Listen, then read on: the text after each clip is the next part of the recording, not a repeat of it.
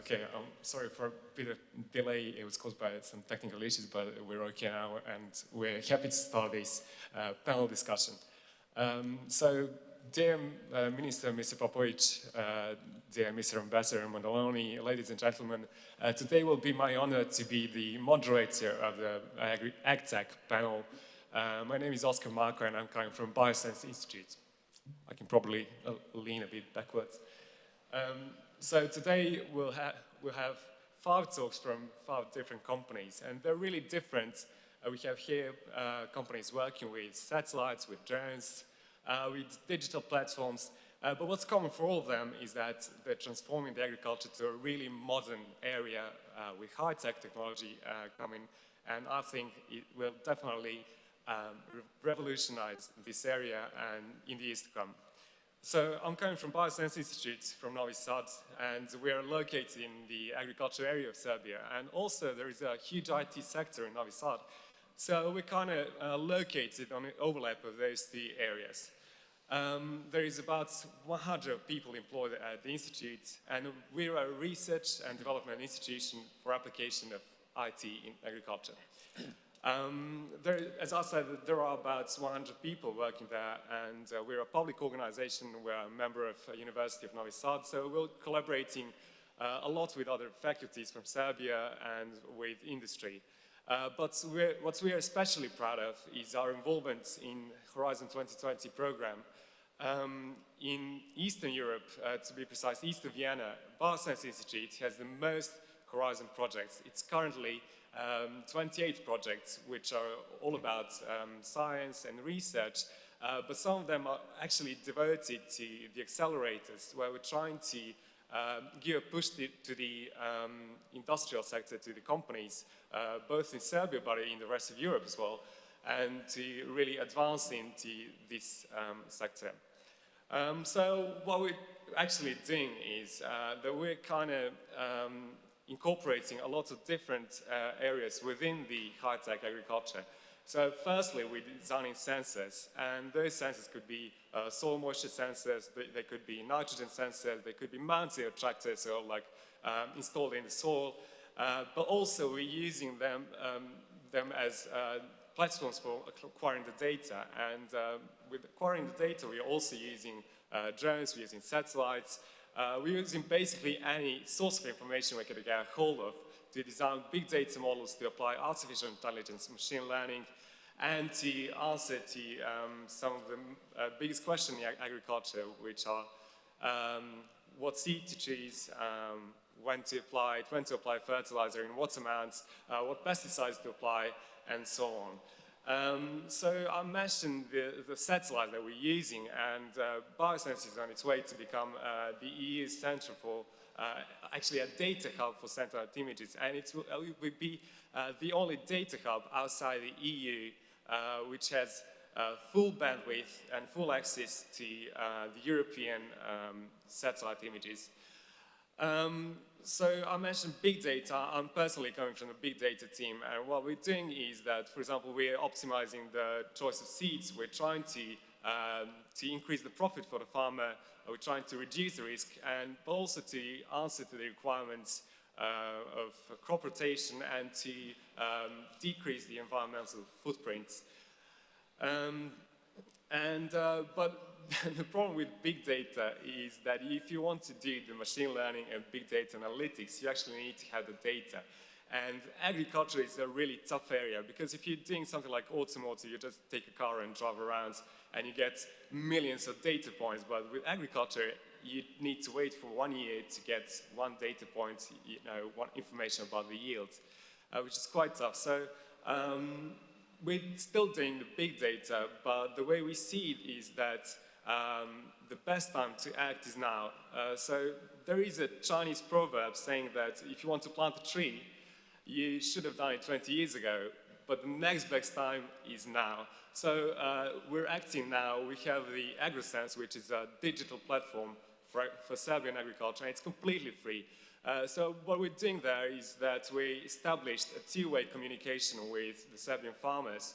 So we're giving them the information about the weather, about the satellite vegetation indices, about soil quality, and a lot of different data and different tools. And what we're getting in return is the data from the farmers, data about the application of fertilizer and pesticides, about planting, and of course about the yields. And this is what gives us the opportunity to use the machine learning and artificial intelligence algorithms that we're using to really make a change on the farm, to improve our decisions, to make them optimal, and to make them automatized. So we're also collaborating with industry, and I could talk maybe more about it, but I'm really eager to hear today's speakers. So maybe we should start from, okay, let's start in this order from left to right. First we have Pierre, who's coming from Agritech, and Pierre and I had a little conversation yesterday, and it turned out that we're collaborating with same people from Ukraine, same people from France, all across the European Union. So Pierre is coming from a really global organization which has some really interesting results. So I'll leave the floor to Pierre.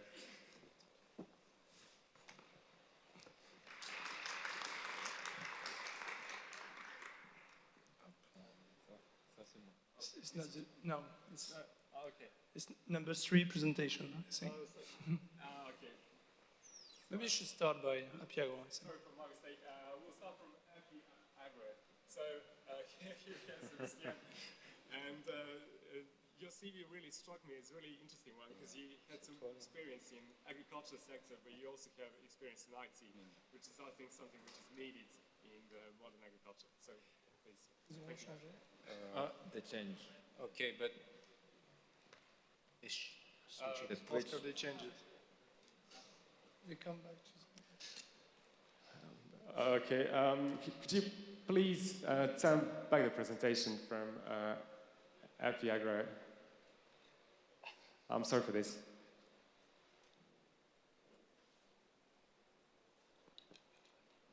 Yeah. Thank you very much. Okay. Sebastian, please. Thank you for the introduction.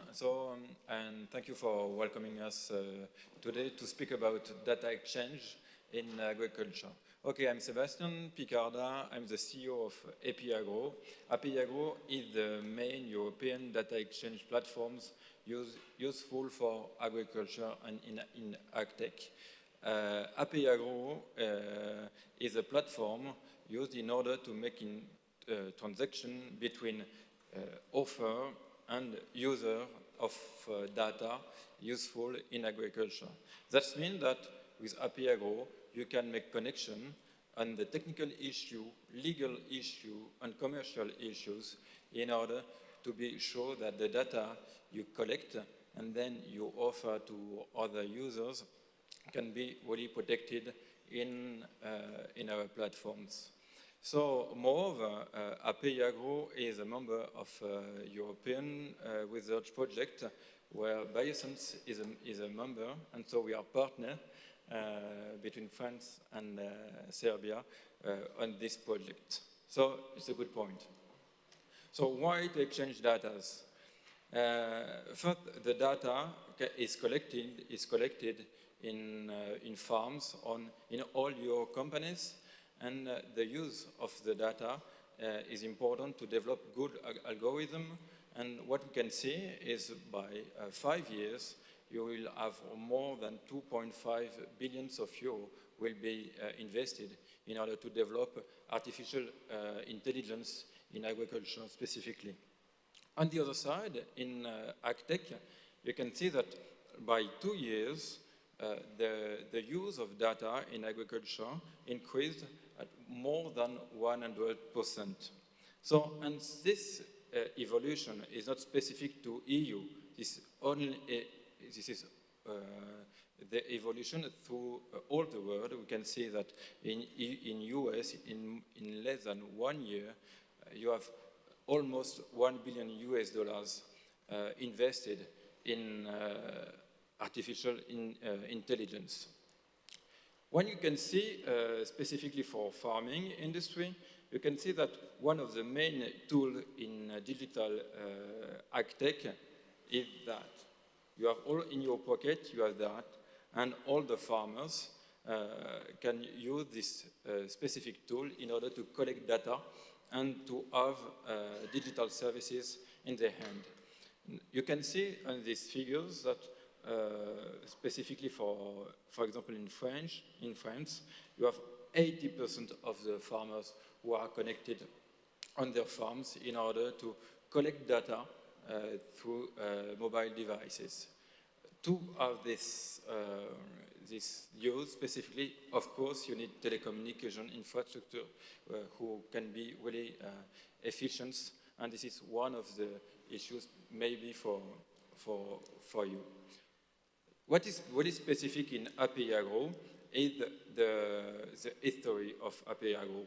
API Agro is a good story to develop good innovation between public and private companies.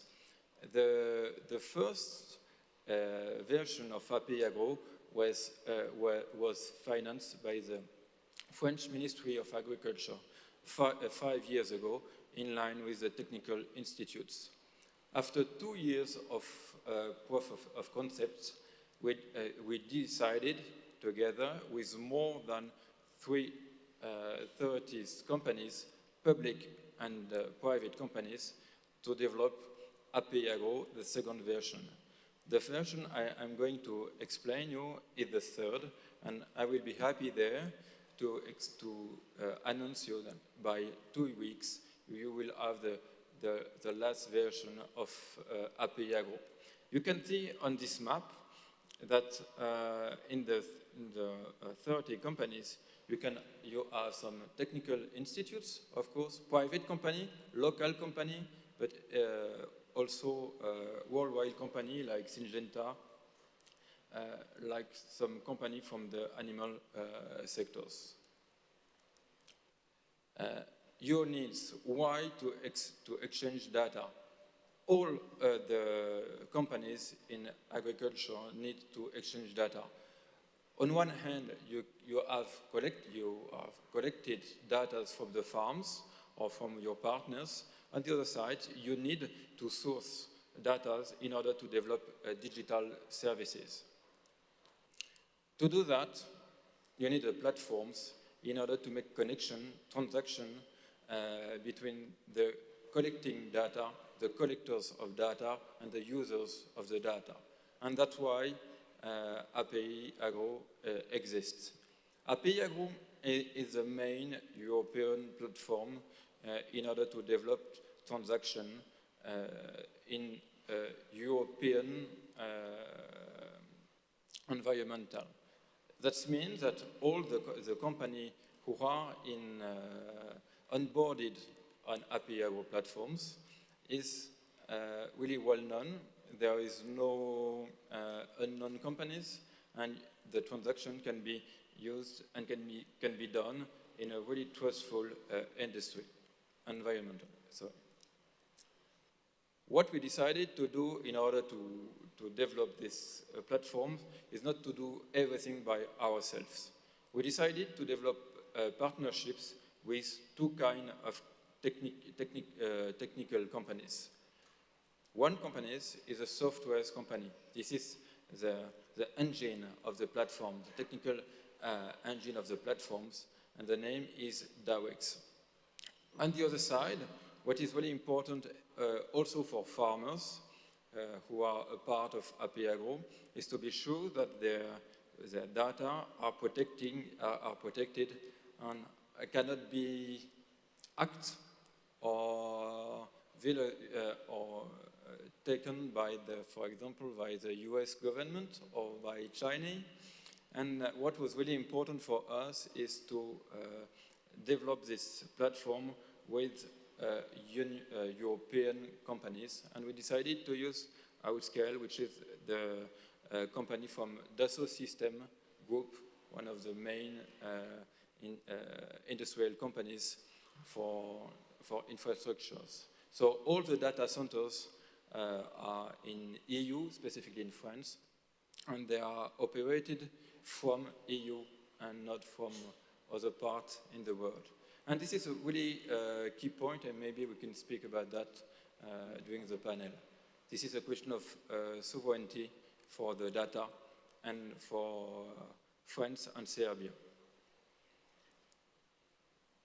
Here on this figure, you can see the position of API Agro. API Agro is between the data collecting from the farms or for other part in the chain, and then after the collection, you need the transfer from this data to the artificial intelligence or algorithm in order to provide digital services to farmers at the end. And with that, you can see all the jobs in the data chain. And it is really important to know that when you speak about transfer or exchange of data, you can speak about standardization, you can speak about security, you can speak about the legal aspect in the framework of the GDPR regulation on EU level. The protection of data is a really key point for us, and I think at the end for the customers of API Agro and the farmers. Our expertise, what you can see, what you can find in API Agro. First of all, you can see a catalog of the data and algorithm. When we speak about data, you may think about Excels or PDF files or sometime for the technical people in this room, XML or something like that. But think about algorithm also. Algorithm is a kind of data you can monetize in the platform. The second thing is it's clear that to have a huge catalog, it's really important, but the main issue is to match between the people who offer, the company who offer data, and on the other hand, the company who want to use the data to develop business. And this is a matching algorithm between both. And at the end, it's clear that to speak about data exchange is not always easy.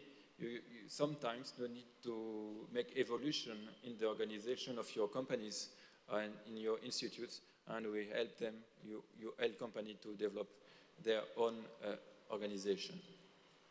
So to make a synthesis, you can see our core business, the dissemination of your data, how to search and exploit the data, and then how to make business with your data.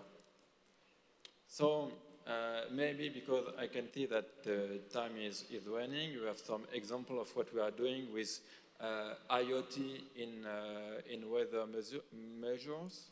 You can have the same thing with in the machinism with tractors, and at the end we have our business model is based on subscription in order to be sure that the people who are in our platforms are really well known and that the transactions are secure between members.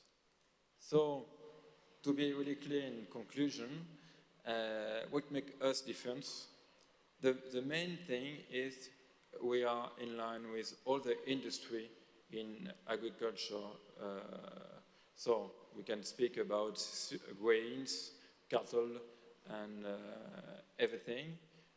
The second thing is a key point for all the stakeholders in API Agro is the European sovereignty guaranteed by the selection of really specific partners, specifically in technology. So this is a key point. No company from the US and from China, only EU technology. And I think that this is a second point for the panel. There is lots of really good ideas and companies in EU, so make business together. Thanks. Thank you very much.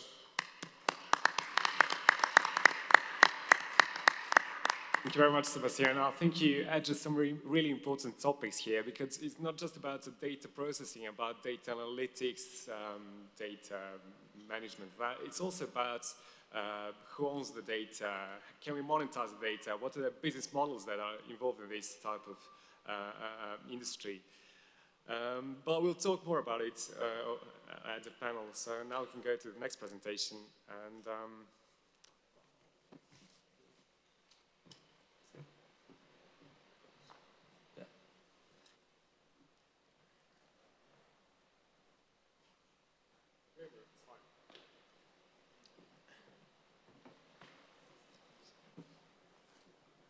so we had a presentation about from a French company, and now let's get back to Serbia. So the next one is by Mr. Jovan Parušić from Agremo. So Agremo is a company who received a lot of attention lately because they have really marvelous solutions for drones and drone image processing. Jovan will be here to share a few thoughts about his company and about the digital agriculture as well. So please. Yeah. So, ladies and gentlemen, thank you, Oscar. Thank you for having us. As Oscar said, Agremo is a Serbian company, and actually we are a young company present all over the world, and we are somewhat riding that wave of digitalization of agriculture. And I'll try to explain what we do, how we do it, and how actually a journey of digitalization and adoption of new tech looks like. As the title behind me says, Agremo is using cutting-edge tech for automated analysis of aerial collected images.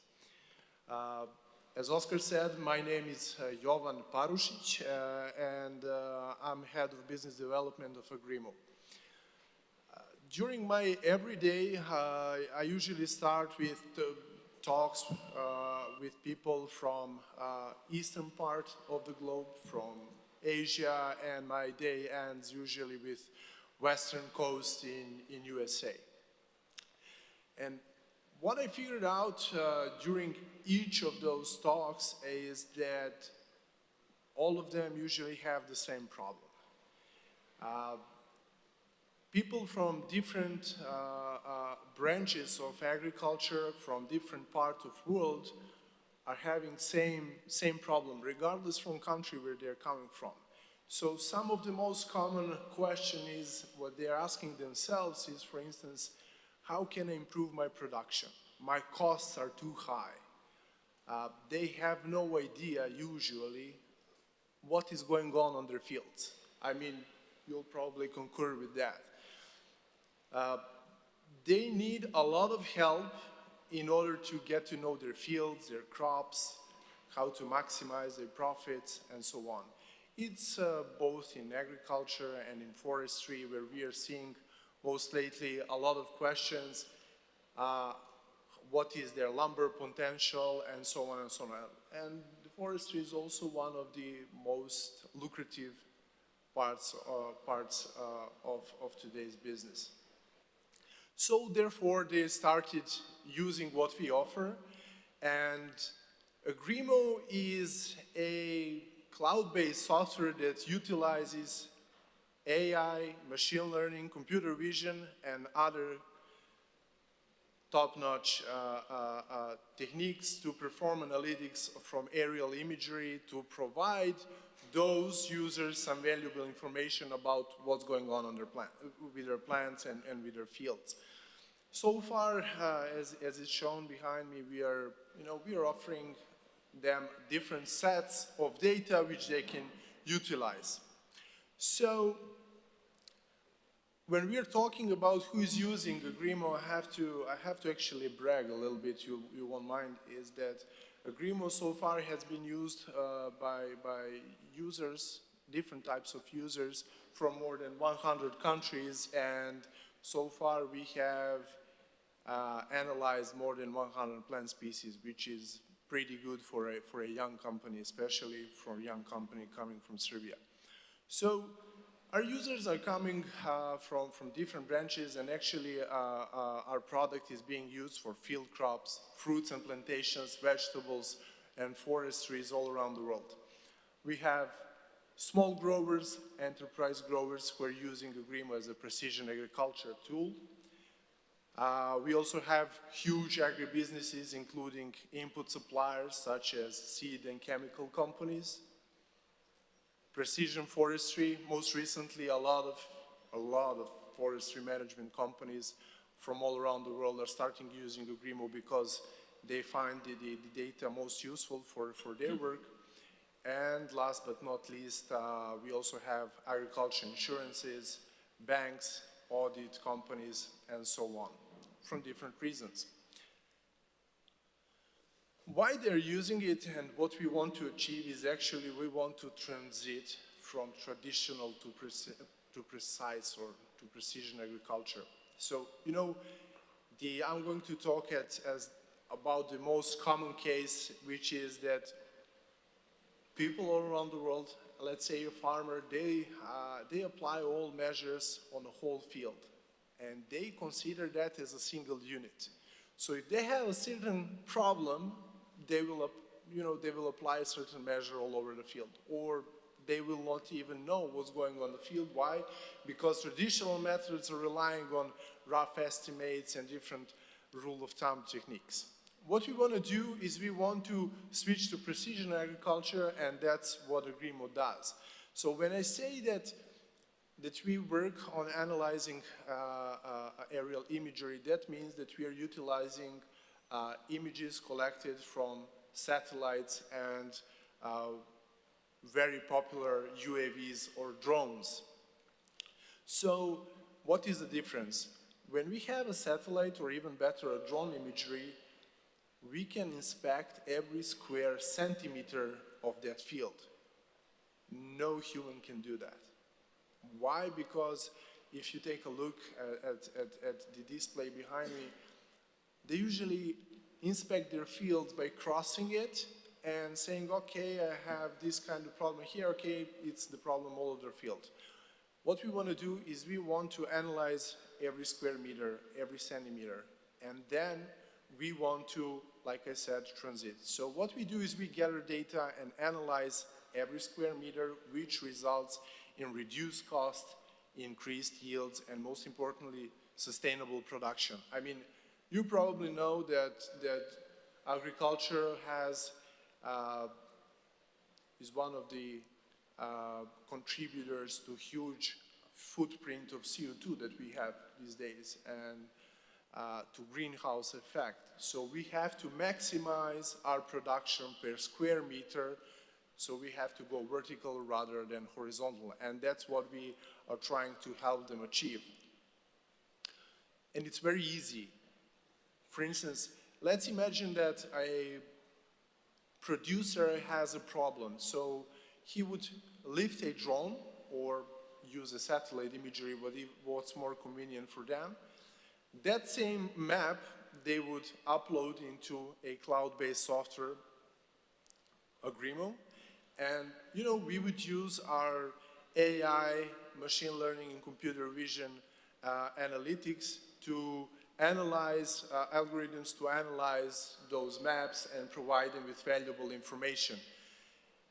And then it is up to them to put it into work, to apply different agricultural measures, which can lead, like I said, to higher yields, lower costs, and most importantly, sustainable production.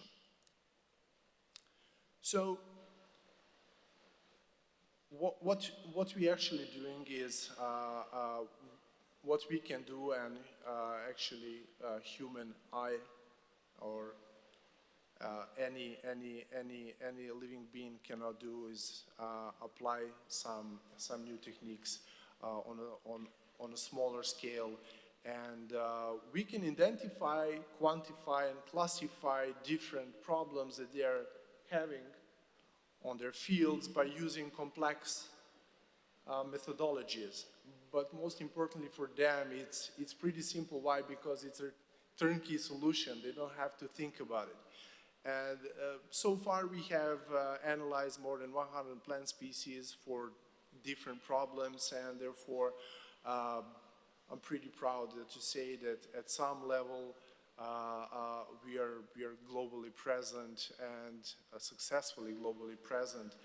And because of all of these, different users from agriculture are coming back to us season after season because they're seeing results and they simply understand what we're giving them. And what is that we give them is a simple way how to, you know, in these hard times, save money, get more yields. So to increase their productivity, make smarter decisions. Why? Because they're not using anymore a, you know, rough estimates or some, I don't know, familiar traditional methods, but, you know, they're accurate data, and it's working. It's working very well. And, you know, they're reducing or putting the right amount of different inputs, whether those are herbicides, pesticides, seed, I don't know, fertilizers, and so on. So we are trying to improve every single process they are doing. Why? Because we are providing them with an idea, or actually accurate data, what's going on with their crops and their fields, by using, as Ministry said, modern technology, AI, computer vision, machine learning, drones, satellites. And why they're coming back, and this is very important if you're talking about digitalization, because it's good, it's accurate, it's precise, it gives them value, and it's easy to use. And, you know, we don't care if they're using different types of drone brands or sensors, or they're using satellites. For us, it's important that we get a certain input on which we can use, and we will provide them with a, you know, simple, easy to grasp, easy to understand report, which is, most importantly, actionable. So they can get on our platform, see their fields from above, they can see where the problems, and even then they can, you know, get the quantification of those problems. The platform will show them where the problems are, and they can then apply different measures in order to save their season or to improve their profits. I believe that in agriculture, mutual trust is very important. One of the reasons why we are very successful at what we do is because we have a certain personal relationship, in a way, with our clients. We have a team which is a blend of agronomists, software engineers, business developers, drone tech specialists, and so on. And by combining all those traits, we provide them with a certain support. So, you know, we take care of them on their way on the road to success. Why? Because, you know, they can always consult us, because this is new, and that is the biggest. We'll talk about this later, but this is the biggest fright, fear of all participants in agriculture: how to adopt new technology, and even for enterprise level players, it's how to implement something so new into their complex processes. And you know, we put them, we give them a certain level of comfort by helping them and guiding them through their road to digitalization. I know that we're having a panel discussion after this, so I'll let the next panelists present themselves. Thank you.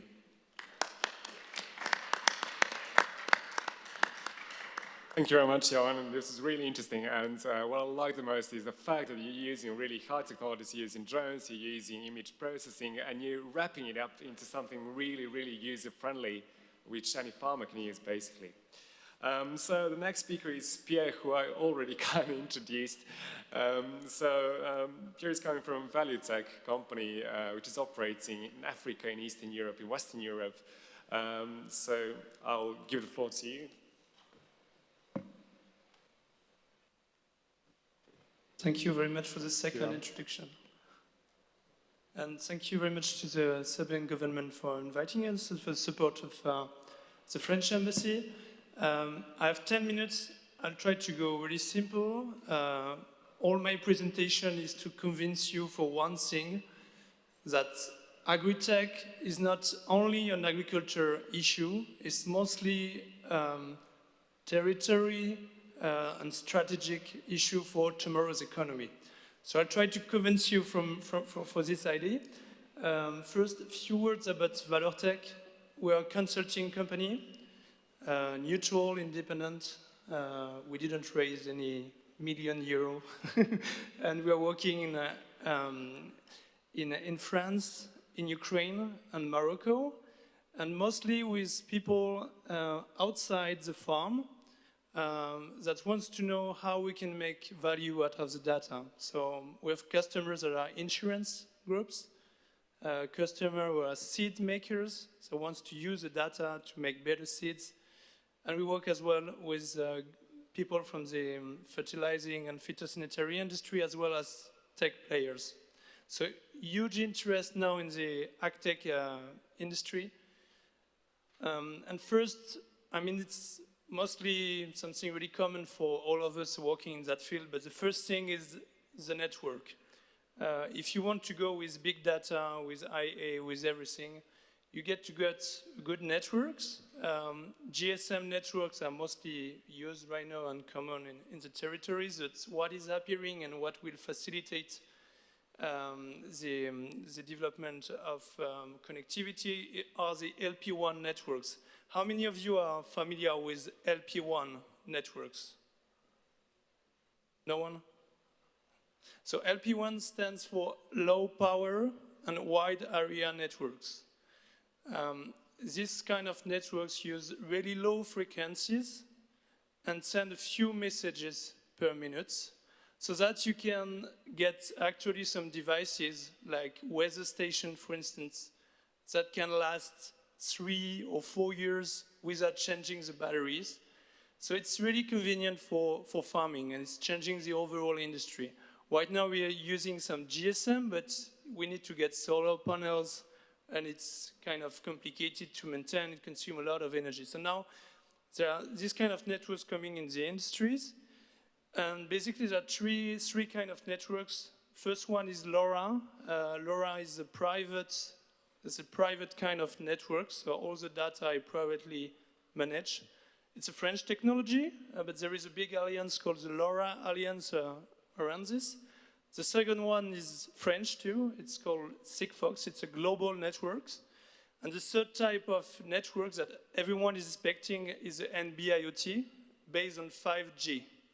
So, and everyone knows 4G, next generation is 5G, and you will get this IoT module on the 5G. And it's mostly based on Chinese technology, and Huawei is really pushing it. Just for you to know the basic. So this is Sigfox network. Basically, you've got objects that connect through a gateway, goes to a back end, and then you can plug different services, apps, to do a lot of things. It's not only in farming industry, it's in all the technology, all the industries, like for the smart cities, for instance, but it's really convenient and cheap. The coverage, this is one pictures of the coverage in Ukraine, in Zhytomyr region. So it's one antenna that covers 15, 17 kilometers radius. The antenna costs something like €1,000. So for €1,000 and €6 per device for a year, you can cover all this area. So it's really convenient for us in farming, but you can imagine that covering this territory, you can put lots of devices for security, for asset tracking, for lots of use cases. Basically what we do in farming, we use this technology for grain storage monitoring. It's really easy. You just plug and play, you put it in the grain, you get the temperature, humidity, you can monitor everything. Weather services, I mean, for years, for 15 years already, there are weather stations in the farming. But now with this kind of technology, we can decrease the price of the weather station. It gets down to 300, 250 euros right now. And it really easily facilitates the deployment of this weather station. For one other reason we have in Ukraine, we got, like all the solar panels got stolen. And it's a big issue. And with this kind of network, it's really easy to deploy, and we have nothing to steal on it. So another use case really interesting is this a French company too that is called CapTrap that is doing connected insect traps. So you can get to know on the field what kind of insect is coming in order to get like a better phytosanitary treatment. And the use case everyone is looking for, but now nothing is really developed. But it's the next big step is traceability of the grain lot. In Ukraine, where I'm working, it's a big issue because we've got bioproduction that is really exploding. But we all know that there is some mixing up in the trains. So we have to secure it. We have to know where is the train. We have to know when someone is opening the bulk. And then we can do a lot of things with the data in artificial intelligence to get the whole logistic supply chain more efficient. Then the next big stuff out of this data, when we will get lots of data points, we can really contextualize the weather data and tell every farmer the local forecast. Another good French company that is called Weather Measures is working on that, but it's really dependent to the number of weather stations you have, but that's the direction you are going to. So that's to say that Agtech is really a key for LP1 development, as well as climate change monitoring. That will be the farmers and the investment of the farmers will provide the data to actually monitor the climate change. Satellite imagery is a really good support and start for this, but the more we'll be precise, the more we'll be able to understand, and that's the investment of the farmers that will allow this. Second idea, and I think it's my main idea, and I think we should talk about this. You have to understand that all these infrastructures for all these antenna is supported by farmers for their own use, and no one will pay for it in the hinterland. No one will go to Zhytomyr or to Dnipro and pay for the antenna if the farmer are not paying for it. But when the farmer are paying for it, they are actually covering the whole territory. So this connectivity the farmer are paying for, this is a connectivity we'll use tomorrow for the traceability, for the logistics of everything, not only agricultural goods. And that's a key issue if you look like in the eastern direction with the Silk Roads, and I think the Chinese government has a really big strategy on it, trying to cover first the hinterland with the farming, with the NB-IoT, in order to secure these hubs and these roads, these logistic roads. And that's really, and it's kind of basic mathematics. If you want to cover a line, you have to pay for every antenna. If someone is paying for the territory for you, that will be the farmer, it goes cheaper, and then you get a variable business model. So that's a key issue, and the last thing in terms of next deployment for not only logistic, but also what we all expect in terms of connected territories, but as well autonomous transportation. Without a data, precise weather data, or without territory data, we will not be able to make like autonomous train or autonomous truck. So all this data will be produced somehow by the farmers. So that's why it's really important for the government to see Agtech not only as an issue for production, but for the overall economy and territory. And that's why what Sebastian raised about sovereignty issue is really a key for Agtech. And I really invite you to go deeper into your understanding of what's happening in the farming industry right now. Thank you.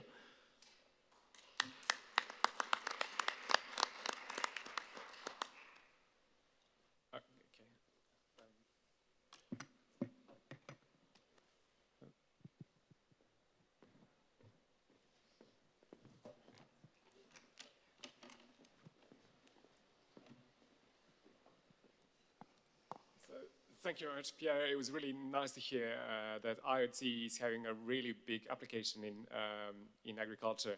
And it's really interesting how I think the mobile operators are going slowly towards LoRa and the IoT and those technologies, because I don't know when was the last time I sent an SMS. I mean, everybody's using WhatsApp and Messenger and just using internet. So I think the role of the mobile operator is going to change, and new business models are going to come up as well. So we spoke about IoT, but now we have Mr. Miloš Solović from Fauna Smart, who will tell us more about the solutions in data management, precision ag. And what's really interesting for me is that they kind of skip to the middle level, so they're using drones and they're using DNA. Miloš, please, if you could say a few words about Fauna Smart. Thank you. Thank you, Oscar. Yeah, thank you guys for inviting us.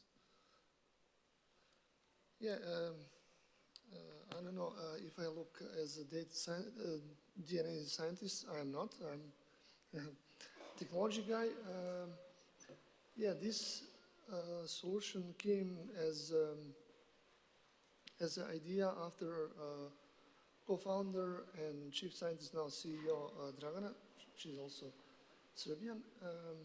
Did PhD and was really encouraged to productize, which does not happen often enough, productize what was key research, which is how to use, first how to use some DNA learnings from the plants and from pests and to make real-time, which is really important to have really fast outcome of the examination, and then use this data to help actually to help farmers and help producers make better decisions. Yeah, and our vision is actually to, as we go forward and we look back how we did agriculture in the beginning of the 21st century, we will hopefully smile as we smile how people in previous centuries did agriculture, in terms of like how much, what really bothers us and what moved us to dive into this,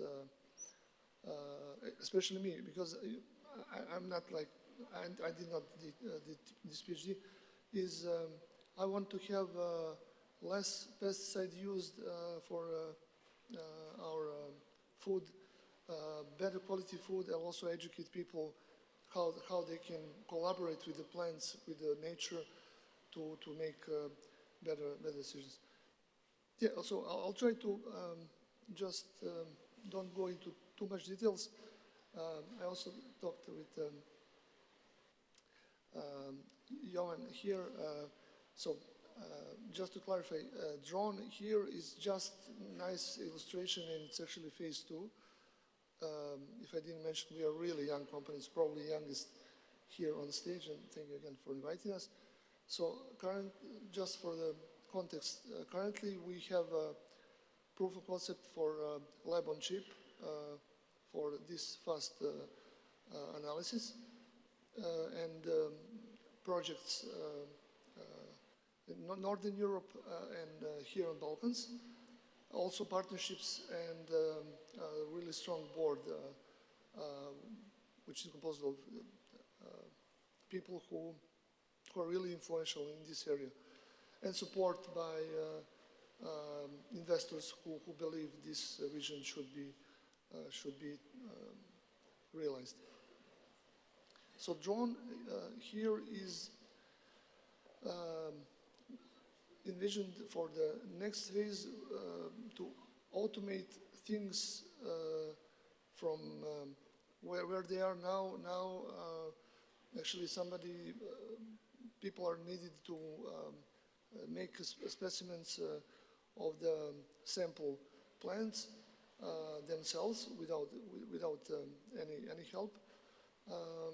So drones obviously can help, and Agremo did a lot of work on that already to just speed up things. And as Johan explained nicely, machines are really good doing certain type of things which human cannot possibly hope to achieve, a certain level of efficacy and coverage and everything. So yeah, we try to leverage all existing data that is already mentioned, satellite data, so we don't, obviously we want to rely on existing data, and then as we move into our core product, means that by using a sample plant, small part of the leaf or something like that, we can do real-time DNA analysis and then advise if this plant can actually heal itself from the pest or virus or whatever is actually going on, and then or it needs some kind of help which is not pesticide or not toxic for environment and later on, or it really needs some more invasive help. So just to put context, in Europe, around 40 billion is spent on pesticide, not just pesticide, but actually chemicals used in agriculture every year, and huge amount of those things used are not really environmentally healthy, and also it's not sustainable to just keep using things like that. And yeah, we want to help move things into the right direction. Some example pilot projects showed that usage of pesticides can be put down like 80 or 90%. So yeah, as I said, drone inspects pests visually, which means this works really nicely with orchards or with pretty much any type of plants. But what we found so far doing market research and collaboration with producers, mostly interested in this technology right now are people who have big plantations of apple trees or any kind of fruit.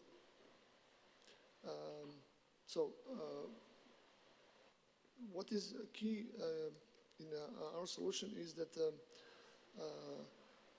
it is really important to have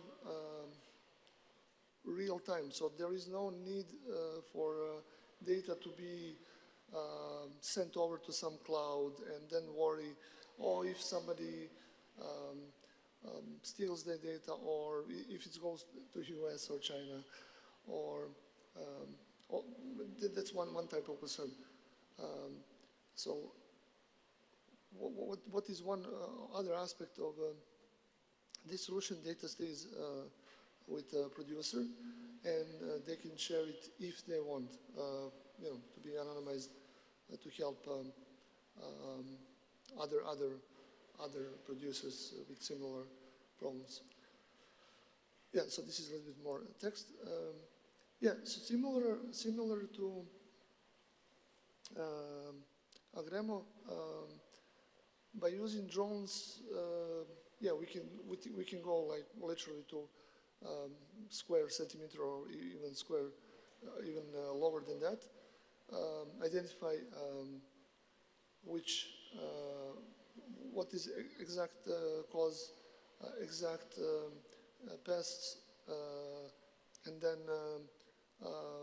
but just doing that lower down a lot usage of unwanted treatments. So as a just recap, so what we offer is real-time in-field analysis, and yeah, what is one of our key strengths is that we have a really strong team of researchers and people who also work in parallel on technologies for the lab, which is tiny enough and light enough to be sent into the field. and also data scientists on the other hand to make sense of all this imagery. So why we believe is blue ocean, okay guys, by the way, are you familiar what does it mean blue ocean opportunity, or if something is considered like that? Anybody? Okay, so in short, it means there is no like winners or losers, and it's clearly we cannot see limits how much this can improve things, and also blue ocean means when you come to new field and you have much different approach to any previous conventional approach, means this company startup this moment creates totally new field of opportunities, and we believe we stumbled on something like that, and some of our supporters seem to think so. Yeah, also Steve Jobs. So yeah, this is part of our team. As I said, Dragana is founder, CEO. She did most important research. Also, yeah, we advise on various aspects. Yeah, and if we can play this link from this video, it would be really helpful. I don't know if I can do it from here, or somebody who is changing. I think that will not be possible, unfortunately. Oh, okay. So, yeah, but we can talk more about it. No need. Okay, no, doesn't matter. It's just a nice illustration. Just small video of how things work. So yeah, I did, like Jan said, like we will have a panel discussion later on and just try to mesh those ideas. So that will be it from me for now. Thank you. Thank you very much, Milos. This is really interesting, seeing how you combine drones, DNA, how your team as well is very diversified, may say so. You're here in Serbia, there are people from Denmark, there are people from IT, crop protection, and a lot of different areas. Okay, so now we have our last panelist for today, last but not least, definitely, Mr. Alexander Petrovic, who's coming from Clever Farm. So, you know, sometimes our parents have been always telling us that we need to work hard, but sometimes we don't have to work hard, we just need to be a bit clever and to select. So here we have Mr. Alexander from Clever Farm.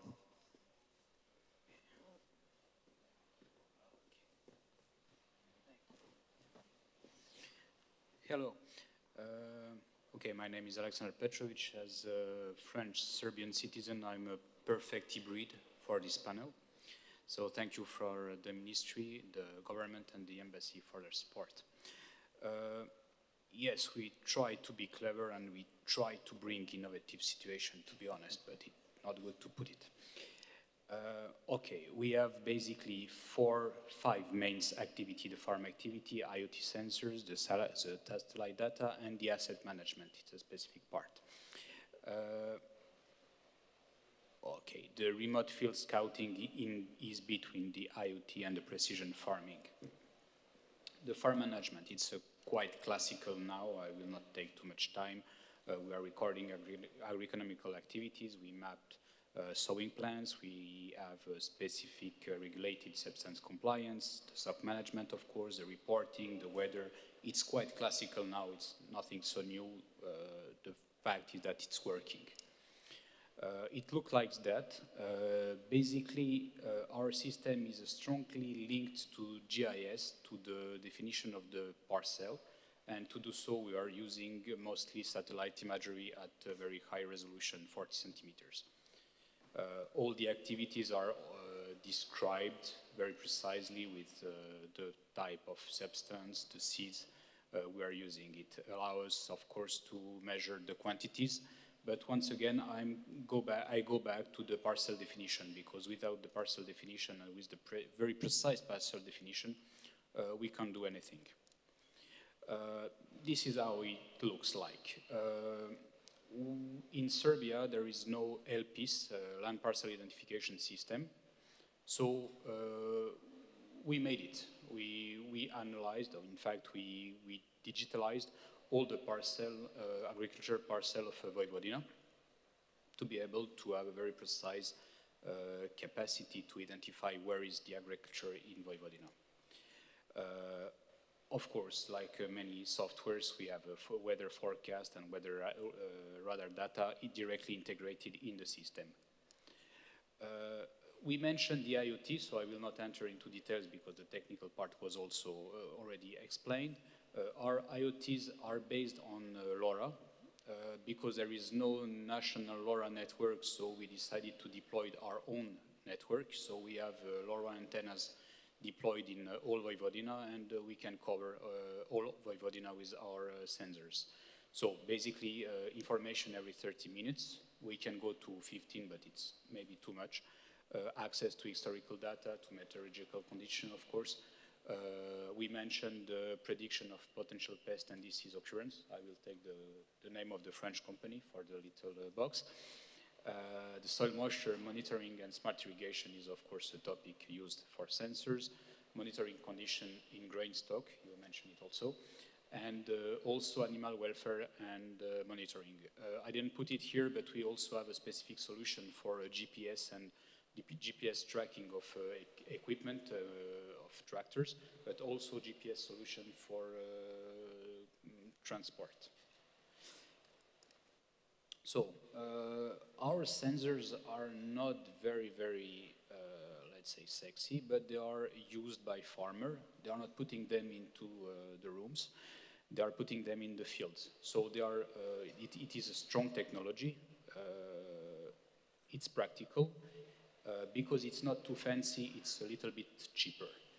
So we have the meteorological station, we have the box with the black cable. It's in fact a specific sensor for silos, because most of the silos are old silos with no capacity to measure the situation into the silos. So we created this one. It's a little bit tricky because you have to go into the silos to install this, but it's working. We also have the classical solution with the stick for horizontal storage. We also have specific vegetation sensors for pests and potential problems. This last sender will be linked with your box. So, okay, it's a small resume of what I said now. Also, here is the little green box. You can see it on the image. So basically, we developed last year a different agro model of prediction for diseases with a Czech university.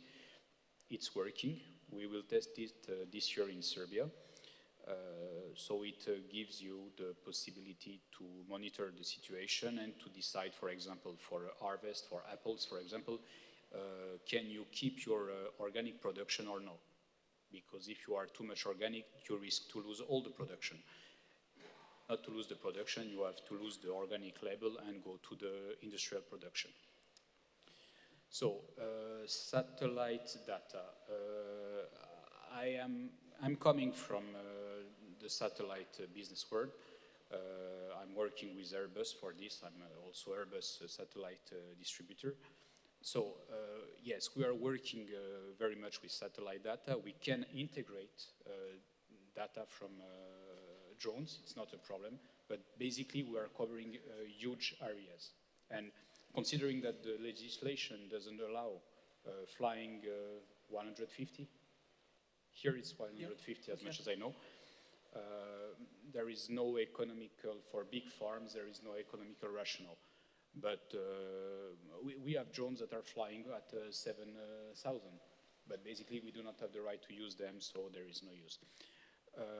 So, satellite data, because it's practical. Historical analysis, okay, I will go back to this second point. So we are also doing this we call this remote field scouting. Basically, it is analysis vegetation. We try to find the anomalies, the problem that farmers are facing every day and trying to fix. To time, of course, the agro operation and to have the best possible planning. We do not use NDVI. We are using biophysical parameters, some 10 days to 2 weeks. Okay, I will not enter into the details of biophysical parameters. Basically, we do consider that it gave us better precision when it comes to variable rate prescriptions for sowing, fertilization, etc. I was mentioning the farm management zone delineation. It's something we just developed. So basically, we're using satellite imagery on same parcel and same culture, let's say to 10 years past. We are using specific algorithm and artificial intelligence to create a yield capacity for each parcel and for each culture on this parcel. It is based on the historical imagery, and this is for us some kind of referential image for variation, for variability. Of course, you can, it's always interesting to have more information, soil information,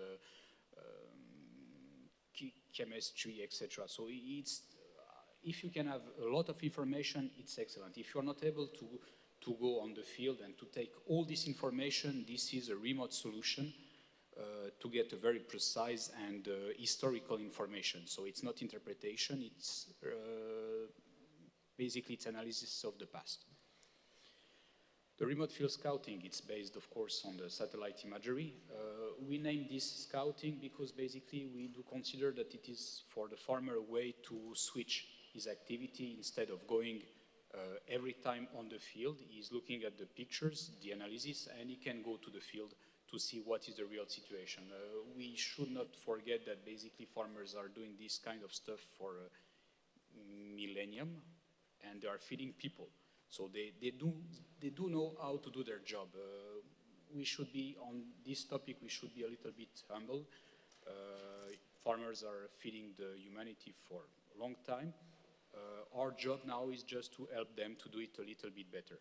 And maybe to be a little bit selfish because at the end of the day, we also need to eat and to get food. When we are making the correlation between all this data, we are able to make a variable rate prescription map, basically more based on biophysical parameters. The map is converted into area, into zones. According to your capacity, your tools, you can have only 2 zones, you can have only 1 zone, just a middle value, or you can have a 5 zone. We should not also forget that most of the farmers are not equipped with precision farming tools. So we have to find a go-between situation to allow them to do this. In Paris, during the fair, agri-fair, I found a little company, they are doing this with slowing down or accelerating the machine. It's very simple, but it's working. Thank you for your attention.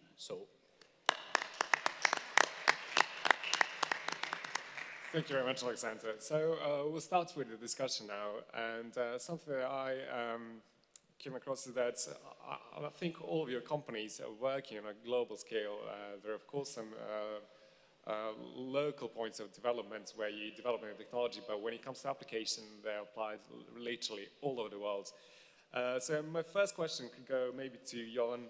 So you said that your product is used in more than 100 different countries in the world. Yep. So the question is, how localized the models have to be? How localized is the product? Is it something that's ready to operate in Mongolia, Serbia, Ivory Coast? Is it something that you actually need to develop for a particular country, for a particular climate, particular soil, etc.?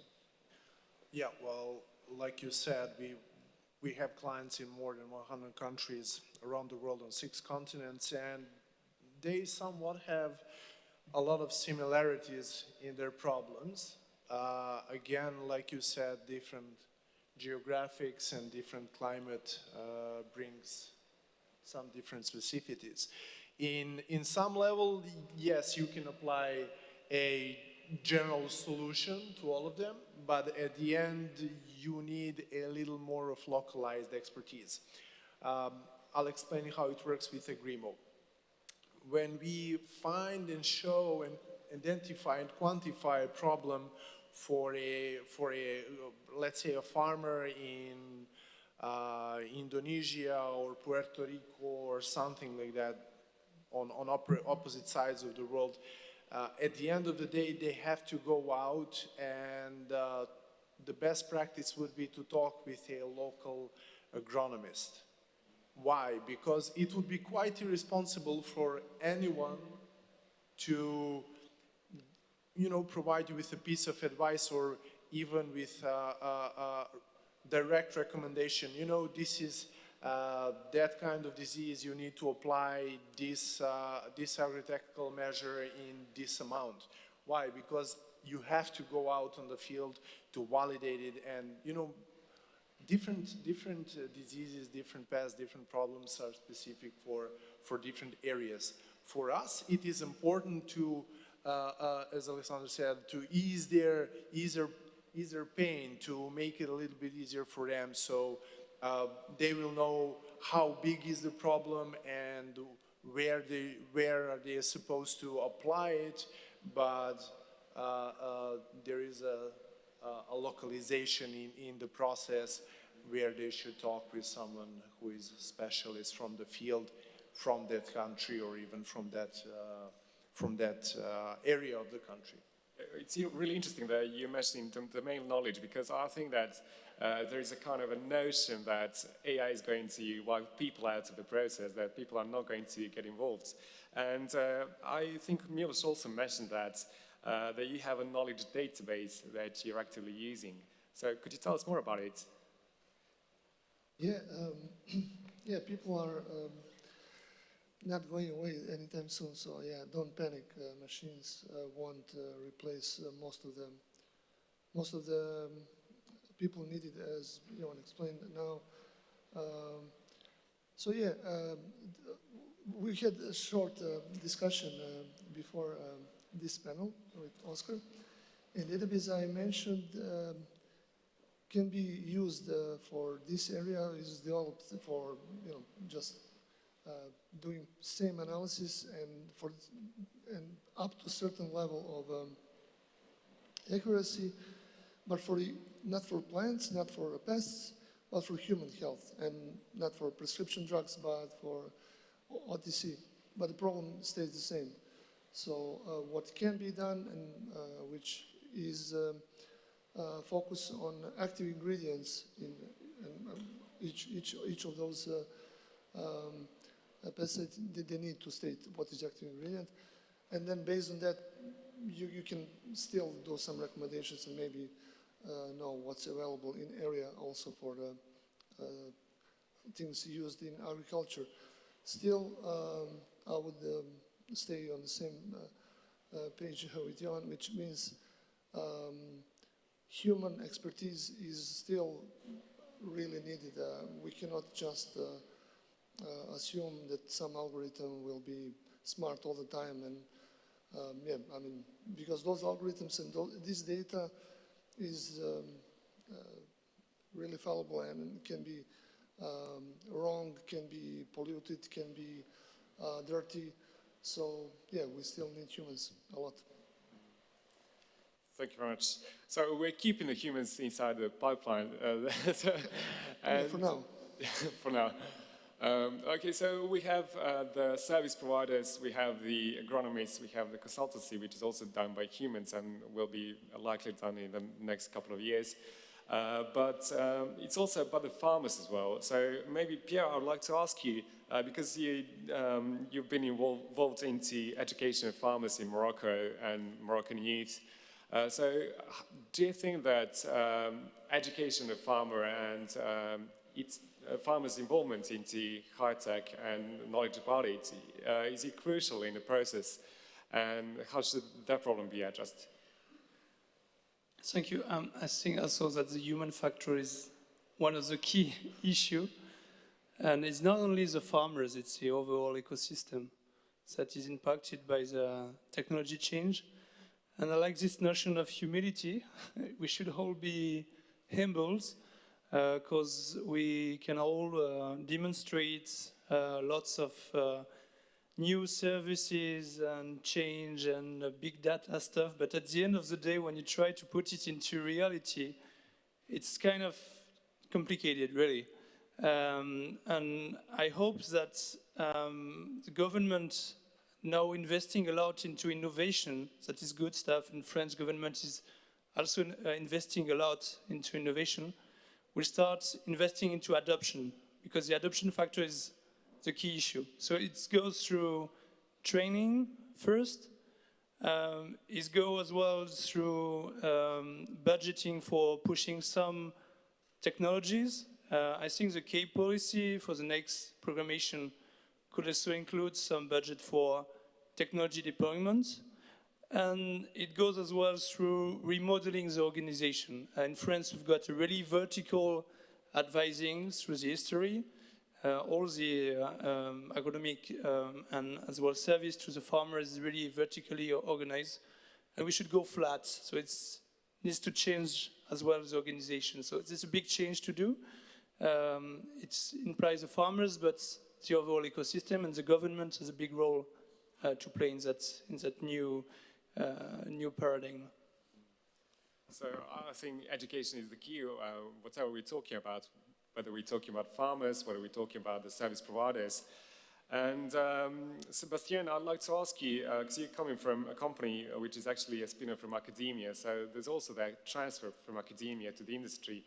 So could you tell us more about it, how it is done in France? Are there any particular business models involved? And how spin-offs are formed, and how startups and SMEs are getting from academia to the industry?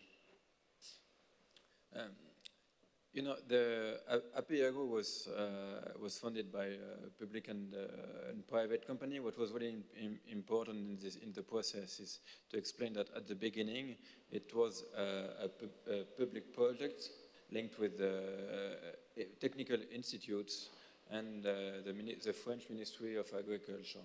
What was really important is that innovation was financed at the beginning by the public states, and then with the evolution of the EU project, specifically with Smart Agri-Hub and all the EU project, we decided with the networks of other technical institutes like Bayesens or throughout all Europe to develop a research project using Agritech data in order to go on and to make a proof of concept on the EU level. This is the first point. Then once the use of the data was really clear, we decided to open the capital of the society to the private companies, not only to develop business, this is a private company, the goal is to develop good business, but also to be sure that all the stakeholders were around the table in order to be sure that this is not only private-oriented companies, but this is also collective-oriented companies in order to be sure that all the main use are really in the platforms. So we decided to make a connection between public and private interest, and it works well. Yeah, I think it's great, and I think what your platform does is also to kind of accelerate or incubate other solutions, because it's really modular, and I think that other solutions can be added onto it as well.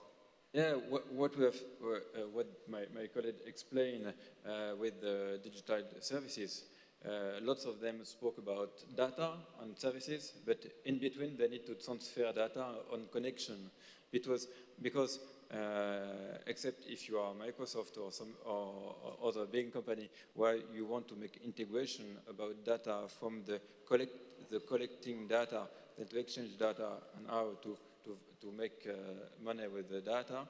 I mean, you need to make a network of company with data collections, and I think in the room there were lots of people who to have some data by themselves, and then they want to exchange them in order not to develop only innovation inside their own companies, but to make a network of innovation.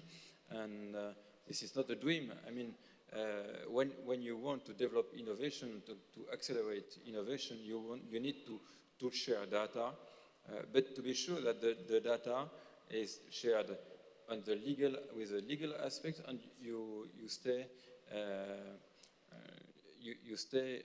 know how your data will be used. Thank you. So we spoke about the technology transfer from one country to the other, and we also spoke about the transfer from academia to the industry. But what I'd like to ask, for example, Alexandra, is the technology transfer from one domain to the other. Because, for example, Milos and I also spoke about how he started working with medical data, with health records and health data, and now he's into agriculture. And Alexander was into satellite image processing, launching of the satellites and geo topics. And now you're in agriculture, so how difficult was for you to transit from one area to the other? You know, basically we are talking about collecting data, analyzing this data, taking a decision and acting accordingly. All the technologies are here. We didn't invent satellite. We didn't invent analysis specifically because there is, for a long time ago, algorithm for image analysis. We just adapt existing technology, GPS or whatever. We just adapt this technology to a specific application, to a specific field of a specific topic. This is more, yes, in this sense, it is innovation. We are taking bricks and we are trying to make a wall, and if possible, the wall should not fall immediately. I was mentioning humility because basically our best ideas are not coming from our engineers, but are coming from the farmers. Basically, these guys, they are asking us for stuff we didn't really imagine. For example, this historical map. Could you give me I have an idea of how my parcel is reacting according to crops and situation, but do you have a way to put it, to summarize it? It was a request by a guy, clever guy. I really do believe that at our level, the real problem is to understand the capacity of the technology we have today and to adapt this technology to people that they don't really care about this technology. This is the point. We are very satisfied with our technology because this is what we're doing, but basically these guys, they are just guys in the field. For example, I'm a little bit skeptical when it comes to mobile telephone, because if you go to a farm and if you are working with the guy is waking up in the morning and basically is looking at local information, and he's not running in the field with the mobile. Agriculture is not so fast. So basically in the morning he's taking a notebook and he's writing a program. Our job is to help him to have a little more sophisticated program with planification, in case of meteorological problem, what are the alternatives. This is our job. But basically, I really do believe that we should stick, when it comes to user requirement, we should stick to the way they are living. We are living another way. We are satisfied with the technology. We do invest in technology. Farmers, when I try to explain them data, okay, when you are working with company like Airbus, the legal aspect is first one. So you are not using the data if you do not have a complete document. For the guy, it's just, I just want to be sure that my neighbor doesn't know what I'm doing at this moment. Okay, they are closely going to the next step. I don't want the government, this one and this one to know. So they are aware of it. But once again, I do really believe that it's not black magic. We do have to understand what technology we have, and we do have to understand what they need. And In the middle, it's a black box. We should not explain to them the technological part. They are not interested in the technological part. They are scared, in fact. Well, I think the key word here is the demand-driven research and innovation. So we first need to start from the problem, and then we need to come up with a solution, because a lot of times it happens that we have a solution and then we're looking for a problem where we can implement that, which I think the wrong way. My job is always to be between the engineers and the end user. When we are sending engineers to explain to the end user, it's a mess, because basically, and it's normal, I do understand the engineer, he's very proud, so he does explain his job, but this guy is an operative guy. He needs a solution to do it fast. If possible, it has to be cheap, especially when it comes to farmer, they are looking for cheap first. So, yes, I do understand what you are saying, but basically, if we want to address farmers as a business, Clever Farm is not a research company. We're compiling technology. We're integrator of technology. So we are not going in the research field. Sometimes, okay, we are touching some stuff.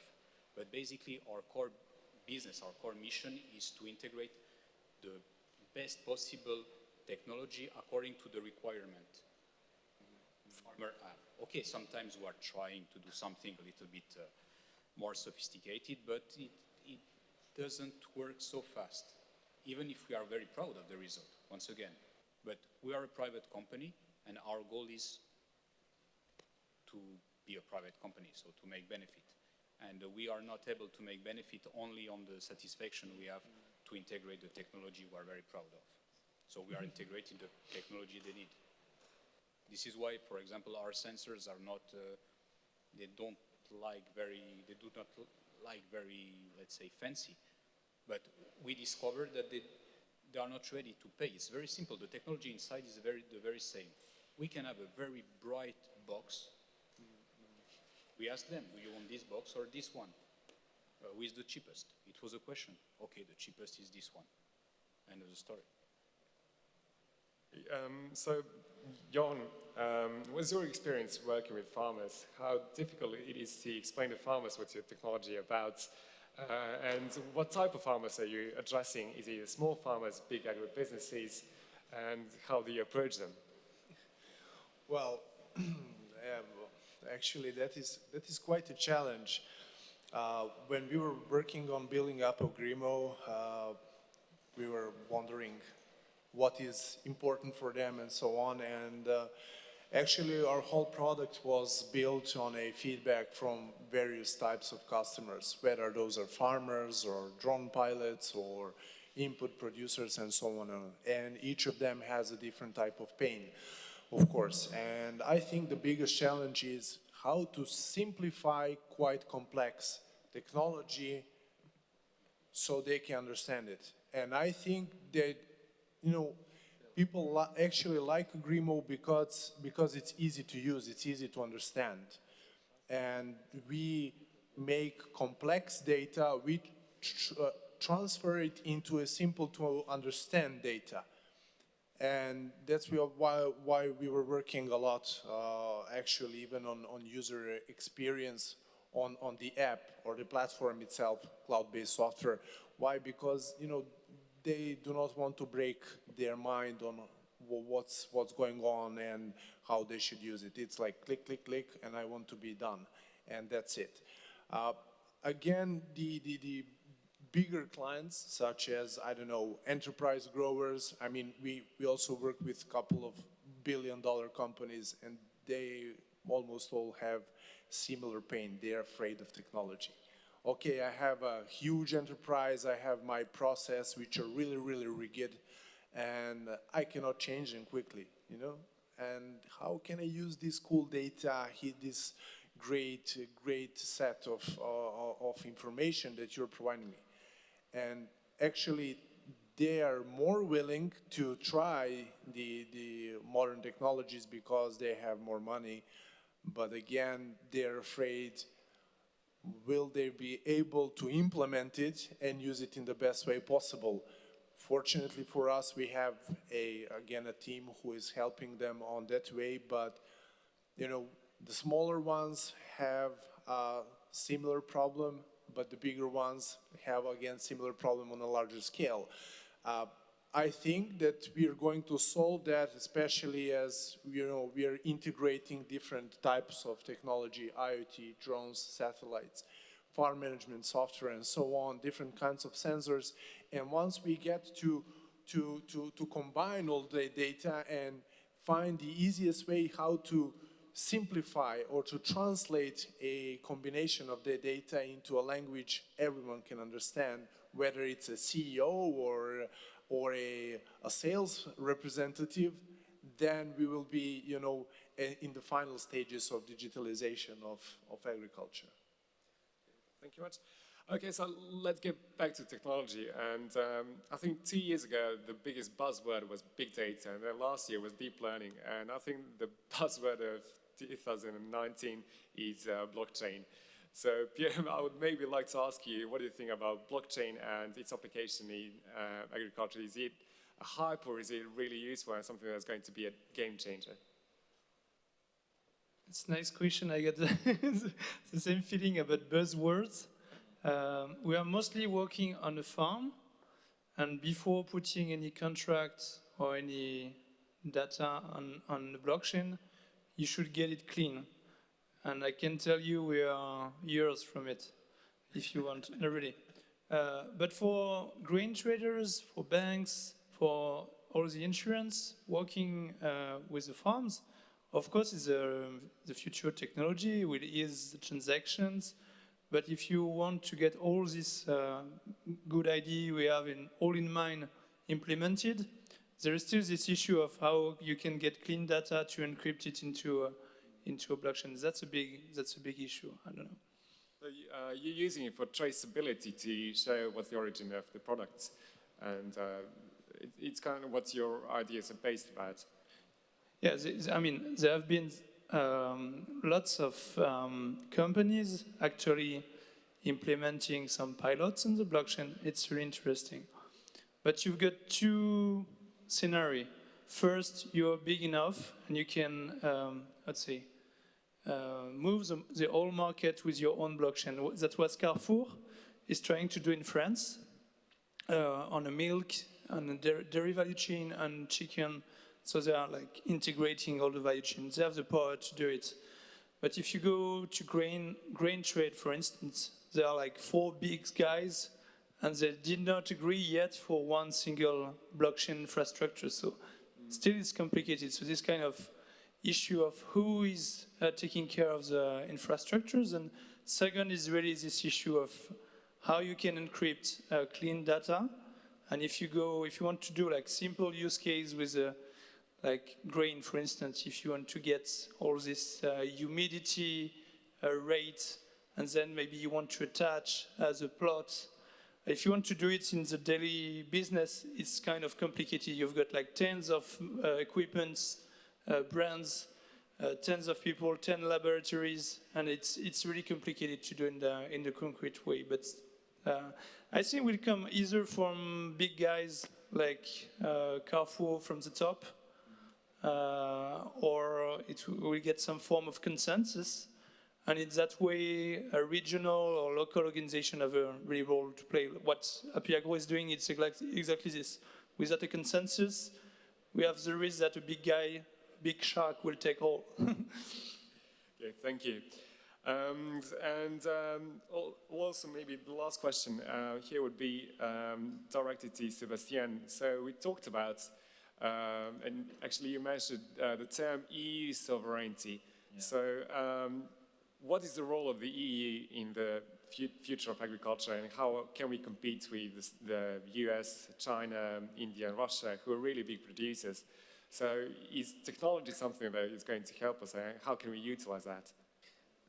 I don't want to have some problem with some people in this room, but I don't know if you know that all of us are in line or are concerned by the Cloud Act from the US regulation. That means that even without a US judge decision, US administration can ask to companies who operate in the US and even of course, American companies can ask some data all over the world. This is a key point. This means that this is extraterritorial regulation, and this is a really important thing.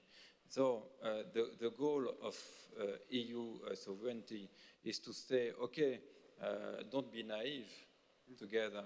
I mean, there is some technology in the EU, so we can use it. This is the first point. The second point is, as my colleague said, the farmers want to have really easy digital services. Technology exists all over the world. The key point is data. What we can do with data and how to protect the data with the best way. Our point of view is to use data in EU data centers with a center of operation based in EU. Okay, this is the sovereignty of the data, and there is first point in EU the GDPR regulation. That means the protection of personal data, which is a key point. There is some regulation in project in Brussels to speak about the professional data. This is a really important regulation for the next year, so we have to pay attention to this point. So, and the last example to explain that is still to the US. I have nothing against the US. This is the same thing in China. So there is a worldwide tractors company who know during the harvesting times exactly the yield and the quality of the wheat during harvesting time. And the data is, the owner of the data is the tractors companies and not the farmers. The farmers are only the right to visualize the data. It's not the owners.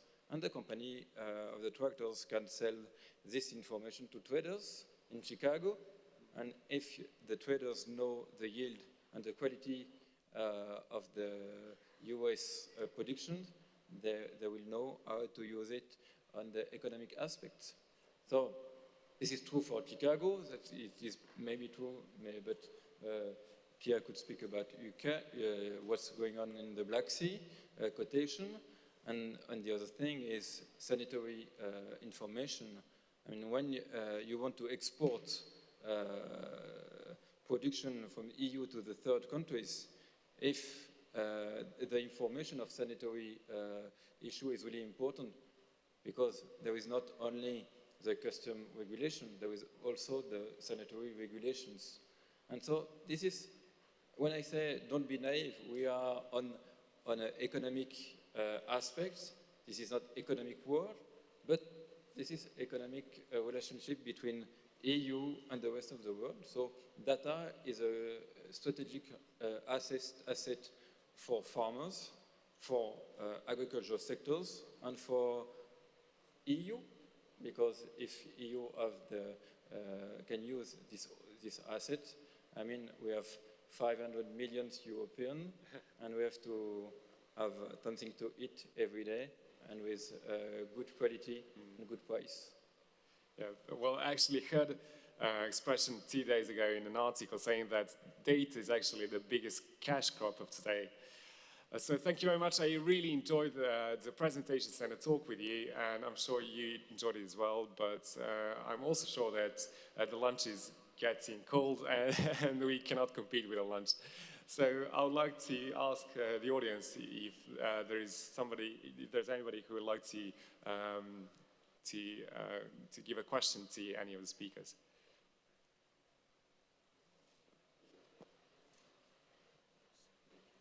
So no questions, no further questions, Your Honor. Okay, thank you very much for staying until the end, and thanks to the speakers as well.